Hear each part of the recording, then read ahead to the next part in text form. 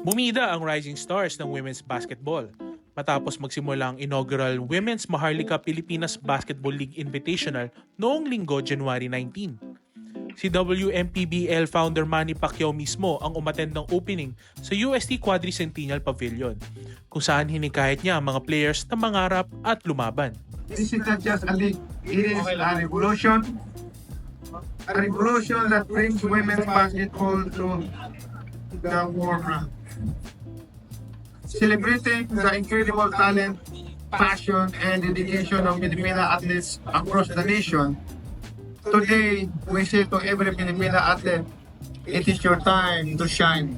Ang UST Growling Tigresses ni WMPBL Commissioner Heidi Ong ang unang sumalang sa laro kontra Discovery Perlas, kung saan nakalaban nila ang kanilang mga seniors katulad ni Nick Villasin at Tantoy Ferrer.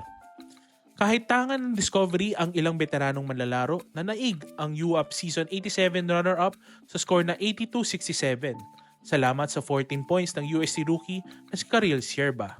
Kasama rin sa Discovery ang mga veterano na si Aliana Lim at Riza Palmera D. Parehong nagkampiyon sa UAP si Lim at Palmera D at pareho ding natuwa na naabutan pa nila ang ganitong oportunidad sa WMPBL. Yun, sabi ko nga sa akin, yan, nagkikwentuhan kami. Parang it's very nice na naabutan namin tong inaugural season ng WMPBL and we're really grateful.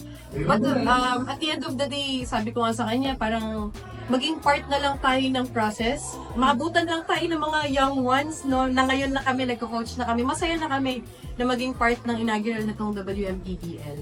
Kaya nagpapasalamat kami sa, yun nga, kay Coach Heidi O, of course kay Senator Manny, and all the sponsors kay Senator Tolentino na nandyan sumusuport at naniwala sa amin. Ako naman, naisip ko, mas na-excite ako sa mga anak ni Raisa. Sana man lang sa kanila makapagkita, maabutan namin, makita namin, or ma-coach namin na maglaro sa WNBA.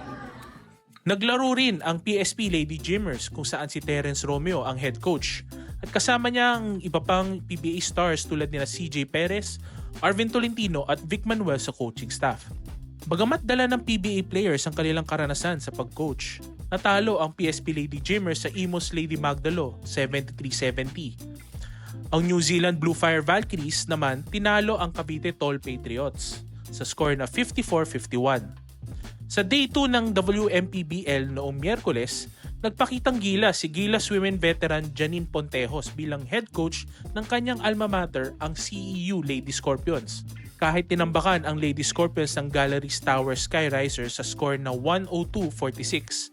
Proud pa rin si Pontejos sa naging laban ng kanyang players. Sa akin kasi, proud naman ako sa mga bata kasi nakita ko lumalaban sila. Which is, yun nga, underdog kami. So, sinasabi ko sa kanila, lumaban lang sila hanggang sa huli. Hanggang matapos yung oras. Wala akong pakialam kung tambakan tayo, basta nakikita ko lumalaban sila. So, okay na ako doon. Natutuwa naman si Galleries head coach Ai Libornio na nagkakaroon na ng tsansa ang women's basketball players na ipakita ang kanilang galing sa court. Actually ako tuwan-tuwa ako and I'm thankful. Lagi kong inaano na sana magtagal, sana mas mag-boom para sa kasi matagal na namin hinihintay ito. Actually basketball men, volleyball, men and women, talagang women's basketball lang yung naiiwan. So sobrang goosebump, thank Lord. Kasi nagkatotoo yung dream namin na bago man kami mag-retiro dito sa basketball na merong mapundasyon kami na part kami nito. At sana magtuloy-tuloy. Yun yung wish ko na lagi kaming susuporta, para lang sa development ng women's empowerment at yung mga agenda dito sa WMPBL para mas lalong mapaganda. Nakapagtala naman ng isang double-double ang former Ateneo Lady Eagle na si LJ Miranda matapos talunin ng San Juan Lady Knights ang Solar Home Suns sa score na 75-39. Bukod sa Player of the Game honors, natuwa naman si Miranda na nabigyan ng ganitong pagkakataon ang women's basketball. I'm very thankful. It's the first ever opportunity na pro for women. So, very thankful.